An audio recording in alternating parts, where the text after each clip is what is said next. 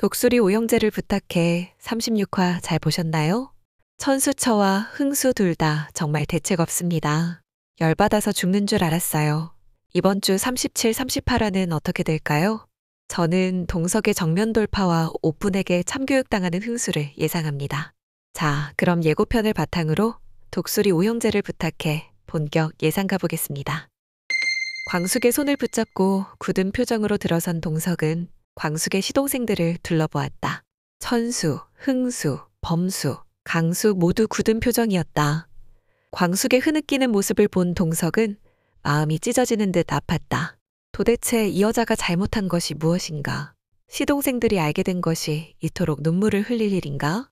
광숙의 시동생들을 돌아보는 동석의 얼굴에 굳건함과 함께 말로는 형용할 수 없는 단호함이 넘쳐 흘렀다. 독수리 술도가 거실에 일순간 침묵이 흘렀다. 동석이 모두 앉아서 이야기를 나누자고 제안했다. 동석이 말을 꺼내기도 전에 흥수가 격앙된 어조로 물었다. 회장님이 제 가게에서 200개의 토스트를 주문하신 것이 형수님과 관련된 일이었습니까? 동석은 부끄러울 것이 없다고 생각해 그렇다고 답했다.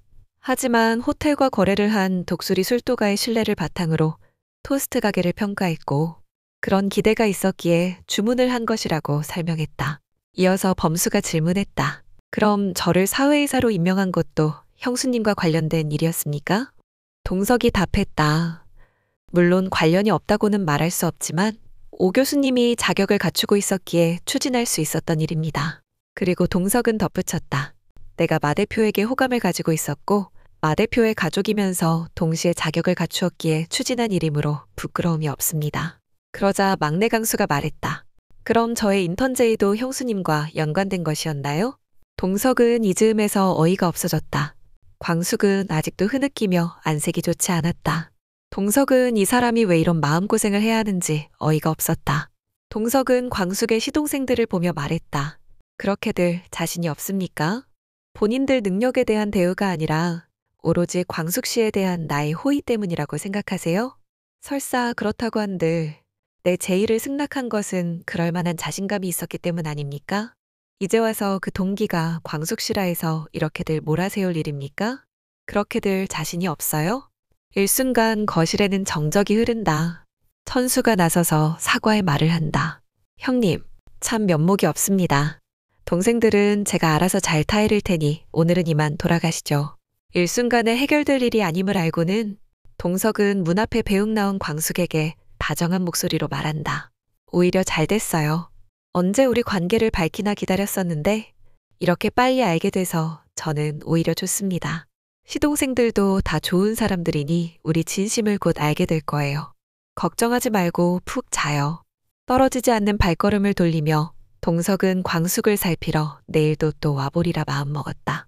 다음 날 천수의 처는 어젯밤 있었던 일이 믿어지지 않았다.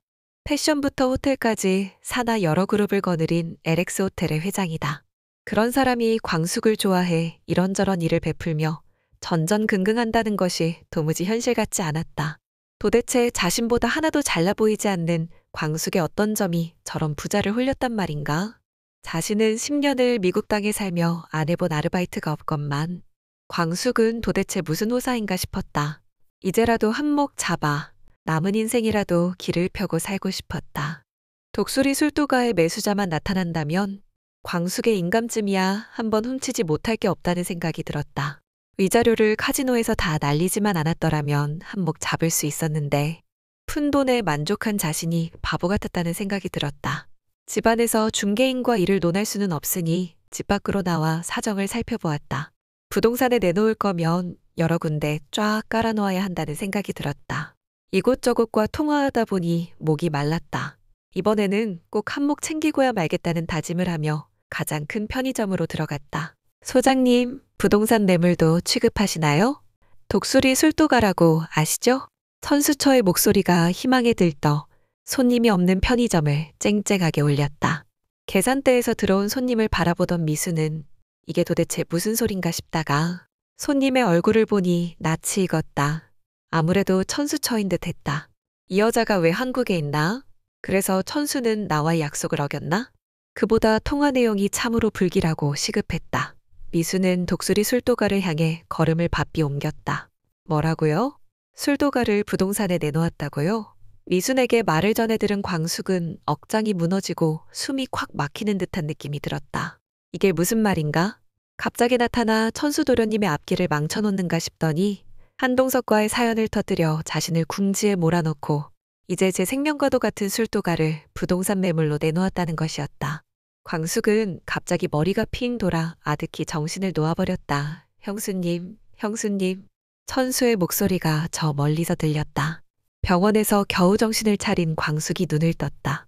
이제까지 안타깝게 자리를 지킨 천수는 지금 막 도착한 동석과 교대를 한참이었다. 동석이 광숙을 안타깝게 쳐다보며 이게 어떻게 된 일이냐고 물었다. 광숙은 말이 없었다. 광숙 씨, 그토록 명랑하고 힘이 넘치던 광숙 씨가 이렇게 쓰러질 정도면 무슨 큰일이 있는 게 아닌가요? 저를 못 믿어서 말을 못하는 건가요?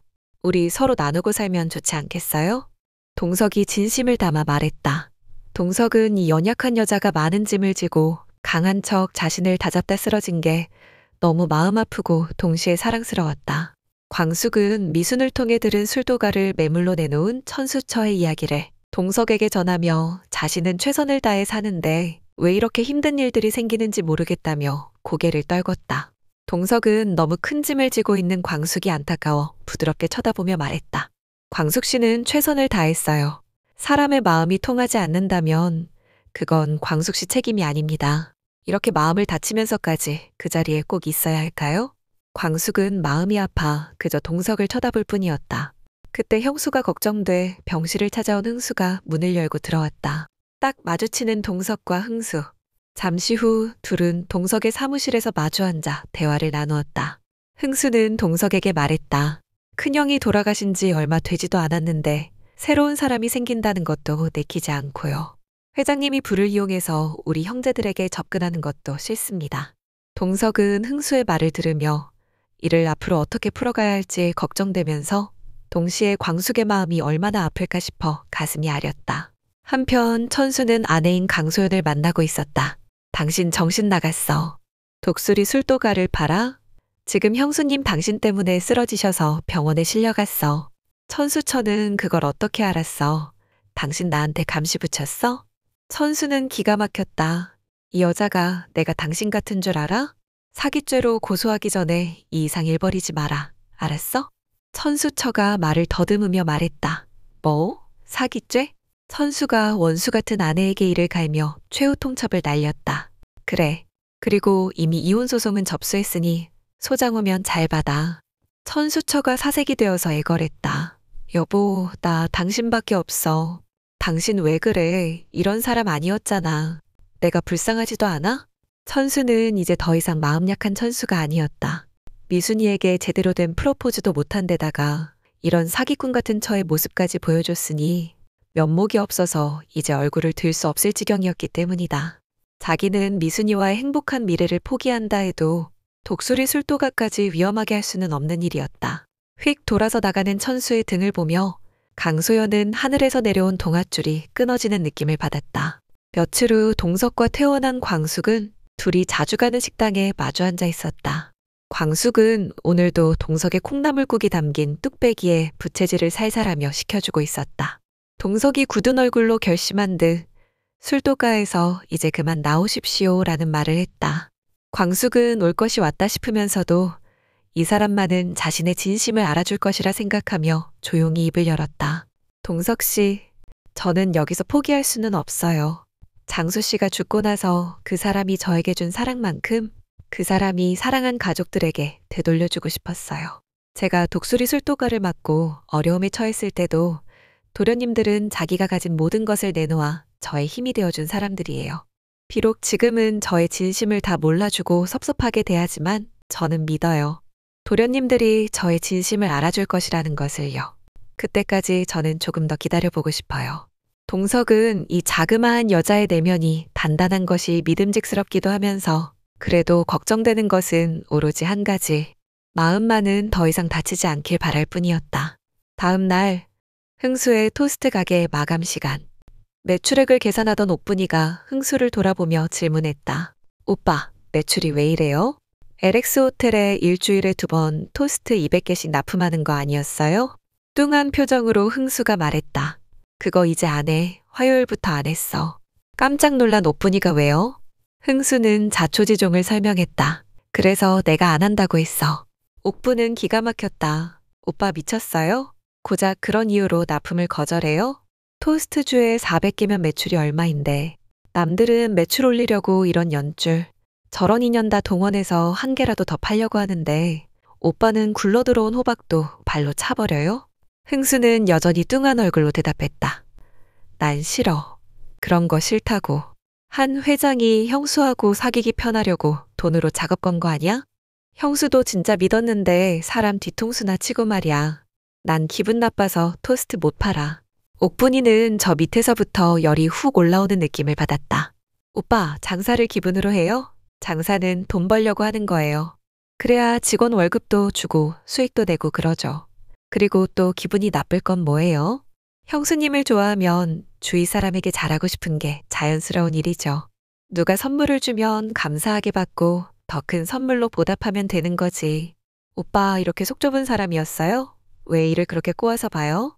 흥수는 옥분이가 자기 편을 안 들어주고 오히려 자신을 나무라는 것이 이해가 가지 않았다. 옥분아, 너 말 잘한다. 너도 형수하고 똑같아. 나 좋다고 할 때는 언제고. 이제 동물병원 원장이랑 좋아 다니더니 많이 달라졌다, 너. 큰형 돌아가신 지 얼마나 됐다고 다른 남자 좋다고 하는 형수나 금방 동물병원 원장하고 좋아 다니는 너나 다 똑같아. 옥분이 이 말을 들으니 흥수에게 정이 뚝 떨어졌다. 오빠, 이렇게 이기적인 사람이었어요? 어떻게 이래요? 원장님과는 구름이 때문에 만나는 거라는 내 말은 듣지도 않고 형수님 같은 좋은 분의 입장은 생각도 안 하고요. 만약에 형수님이 돌아가시고 오빠 큰형님이 어렵게 독수리 술도가 운영하다가 좋은 사람 만났다면 오빠가 지금 이럴까요? 난 이제 모르겠어요. 다른 거 다 몰라도 어처구니 없게 상황을 꼬아보고 점장으로서 가게 매출까지 망치는 오빠와 더 이상 동업할 수 없어요. 오빠는 해고예요. 흥수는 깜짝 놀라 옥분이를 쳐다보았다. 애가 이렇게까지 화를 낼 줄 아는 애였던가? 발을 한번 구르고는 쌩하니 가게 문을 열고 돌아가는 옥분이를 황급히 따라가며 외쳤다. 옥분아, 옥분아. 우리 옥분이 단호할 땐 단호한 여자입니다. 흥수가 옥분이의 따끔한 소리에 정신을 좀 차렸으면 좋겠네요. 37, 38화에서는 유전자 검사를 하는 독고탁과 세리와 세리모의 만남도 나오죠. 세리모는 범수와 함께 돌아가는 세리를 보면서 뭔가를 단념하는 듯한 회한이 가득한 눈빛을 보여줬습니다. 아마도 세리와 범수의 관계를 인정하는 듯한 분위기였죠. 지금까지의 이야기는 예고편을 보고 저의 상상력에 날개를 달아 예상해본 뇌피셜 스토리입니다. 따라서 본 방송과는 다를 수 있음을 밝힙니다. 재미있으셨다면 구독, 좋아요 눌러주세요. 지금까지 시청해주셔서 감사합니다.